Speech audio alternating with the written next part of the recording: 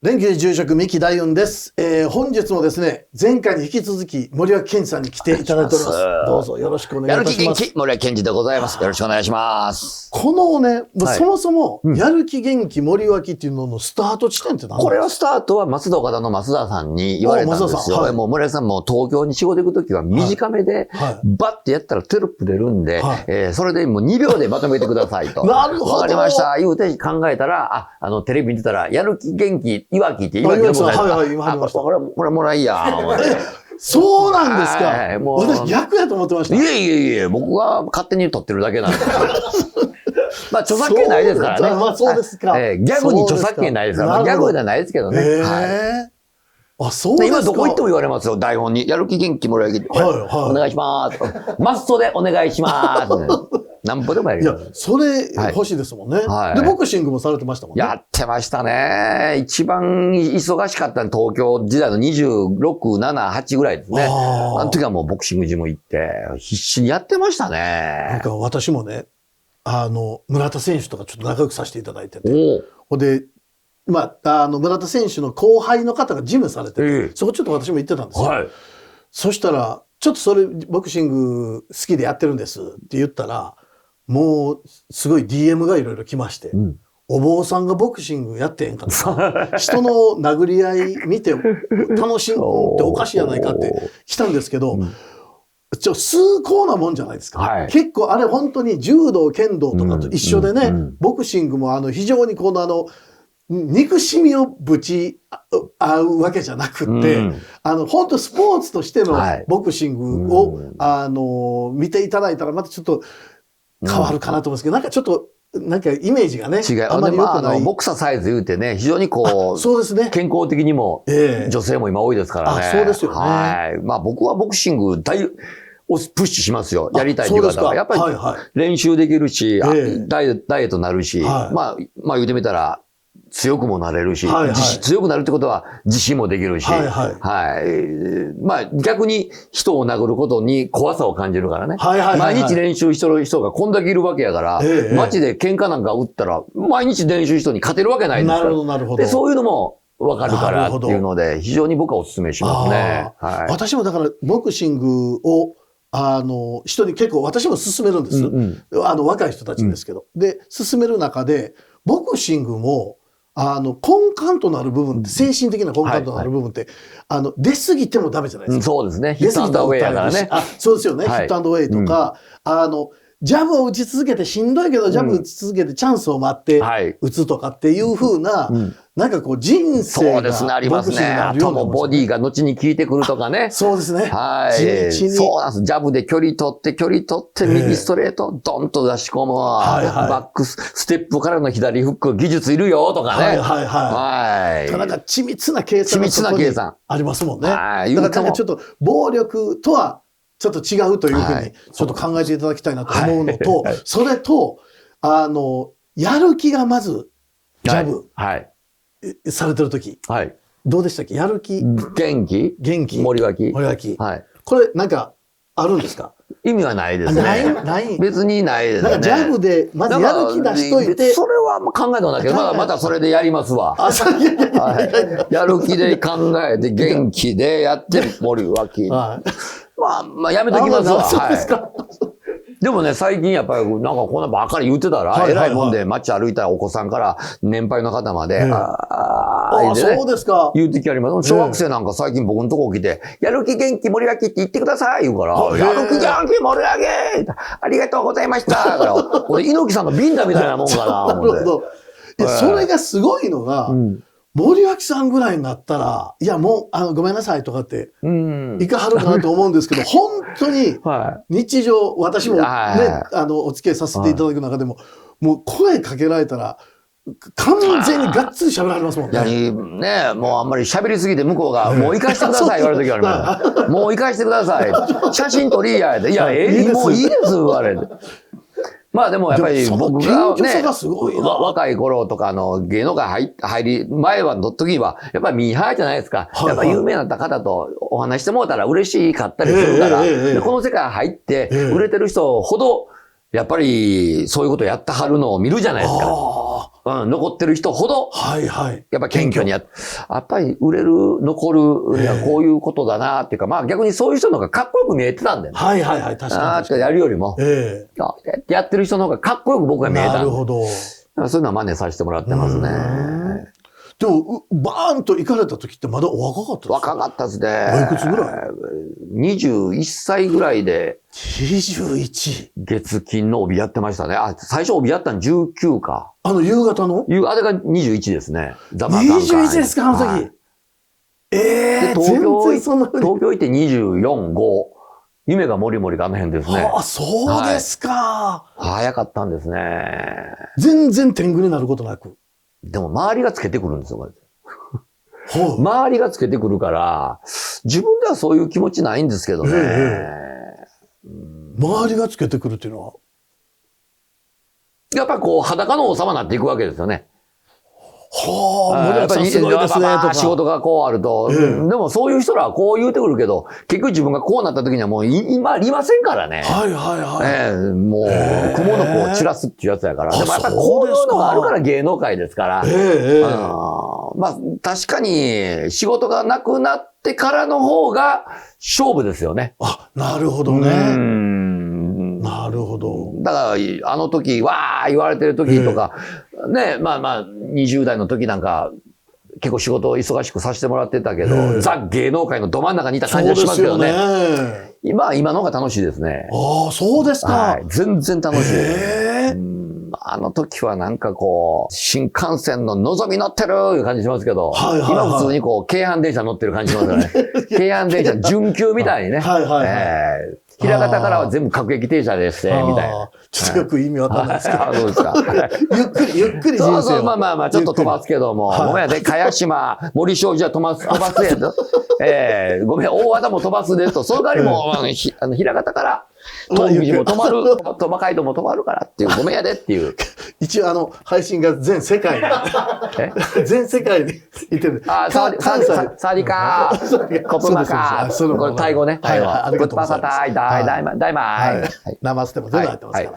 はい。いや、でも、なんかこう自分の中でこれが変わったなとかってあるんですか？変わったのはやっぱりね、関西帰ってきたのが30で、で、40歳で走る男ってやったんですよ。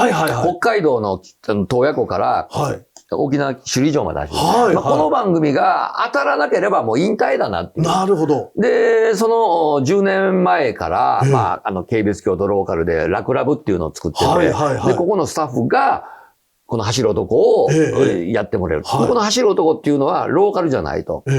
ほぼ全国ネットで。首都圏で流れるんです。やっぱり芸能界って首都圏で流れるのと流れないと全然違くて、首都圏で流れるとやっぱり話題になりやすいんです。なるほど。申し訳ないですけども、ローカルも大事ですよ。めっちゃ大事だけど、話題になって、バッと来るのは首都圏で放送されないためです。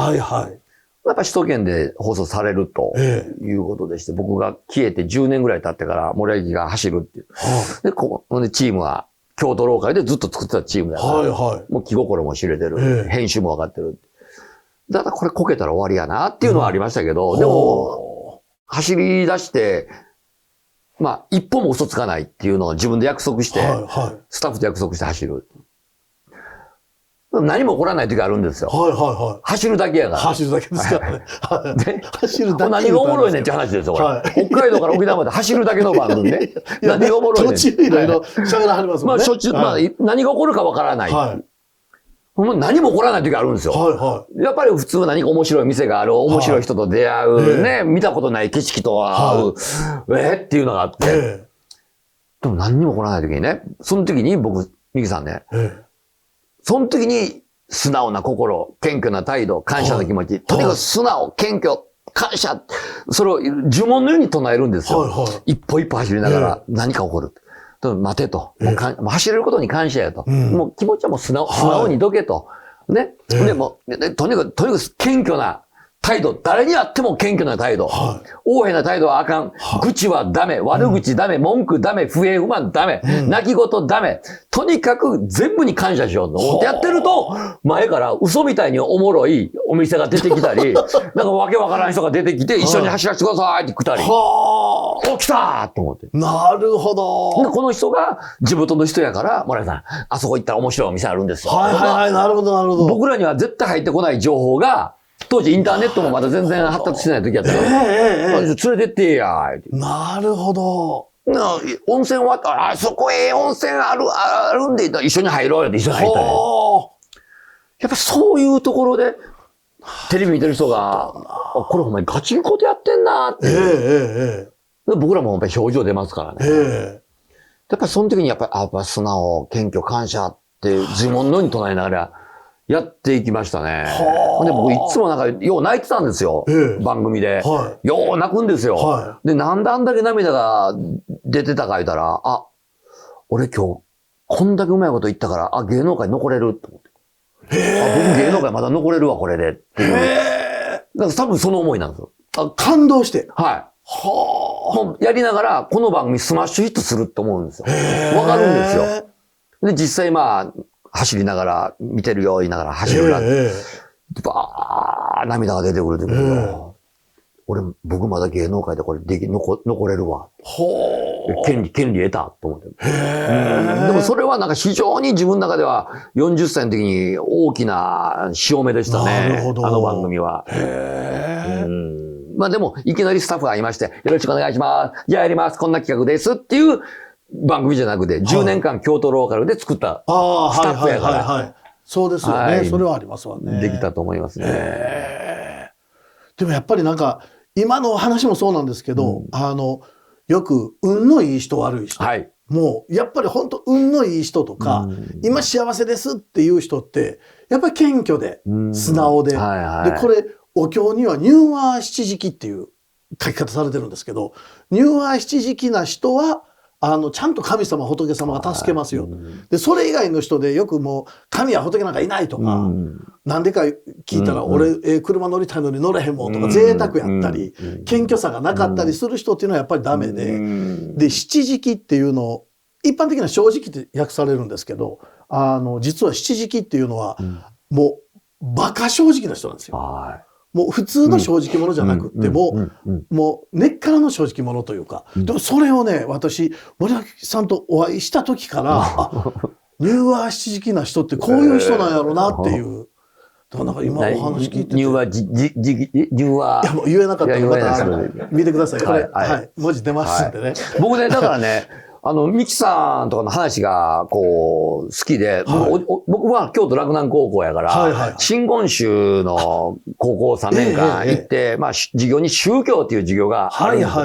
京都の私立の結構学校って多いんですよ。で、まあ、その時は、高校の時は全然その意味がよくわからなかったけど、卒業したらだんだんそういう意味が分かってきて、だから、今、お寺、まあ、京都に住んでますから、京都の街走ってると、こう、お寺に、とか神社に言葉あるじゃないですか。もう、ああいうのをね、叩き込むんですよ。叩き込んどいて、まあ練習するんですよ。その時にやっぱり練習するのしんどいけど、その言葉をね、もう復唱するんですよ。もう、そしたら、頑張れるんですね。なるほど。だから、例えば、もう、愚直に愚直であれとかね。書いてあったらもう愚直だけじゃないと。